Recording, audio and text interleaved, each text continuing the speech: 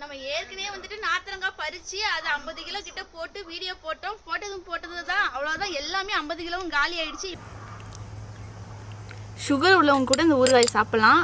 அப்படி நான் ட்ராவல் பண்ணும்போது எனக்கு வாமிட் இருக்குன்னா நீங்கள் இந்த ஊறுகாயை வந்துட்டு சாப்பிட்டீங்கன்னா அந்த வாமிட்டு, இந்த ஒமட்டல் அதெல்லாம் எதுவுமே இருக்காது.